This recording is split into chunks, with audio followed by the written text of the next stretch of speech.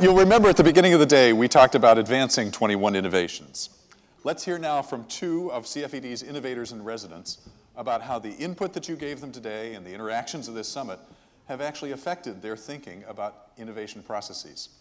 Here now are Eugenie Fitzgerald and Mindy Hernandez.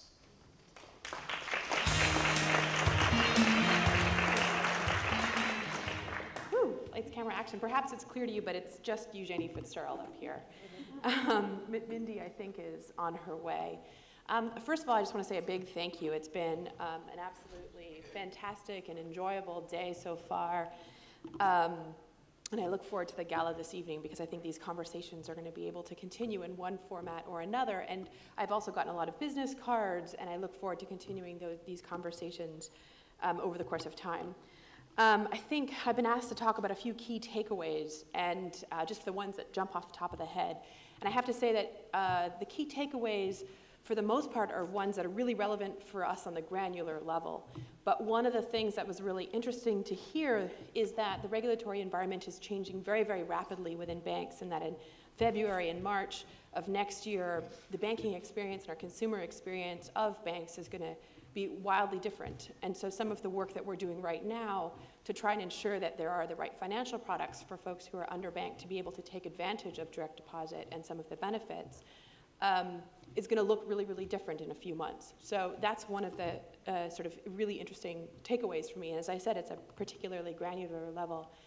Another interesting conversation and set of conversations that I hope to continue is about the opportunity to work with small businesses in sort of a pooled sense. So right now, small businesses have a much harder time taking advantage of systems that enable them to offer direct deposit, so payroll systems. So where are the opportunities to create a commodity product and to pool them? So that's also really interesting. And I think the third takeaway is perhaps something that you all share with me as well, which is, and I think we know it, but to see it today and to feel it today and experience it is what can actually happen when you get a really great group of smart people in a room and have the right architecture. There can be really phenomenal conversations and conversations that start today but continue moving forward. So for that and many other things, I really want to thank CFED for supporting me in this Innovator-in-Residence fellowship and for making today happen. So thank you so much.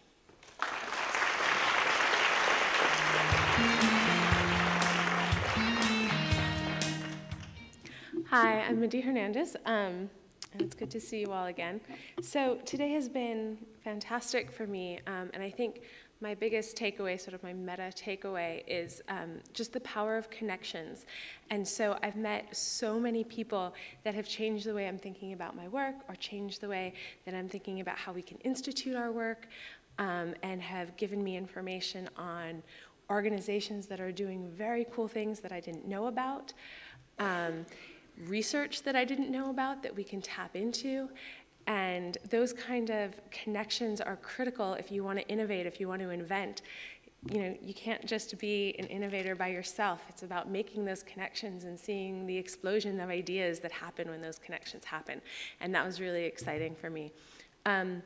One of the other things that I realized in my brain trust is that, so we're looking at issues obviously from this behavioral perspective, and we know a lot about the content of savings and asset building, but it's incredible to sit down with practitioners who can say, you know, in behavioral economics, a lot of what we talk about is that context matters, and so we know a bit about the context, but in being able to sit down with practitioners and have them really talk about the ecosystems that people are living in and give me a much richer context for the work has been very important.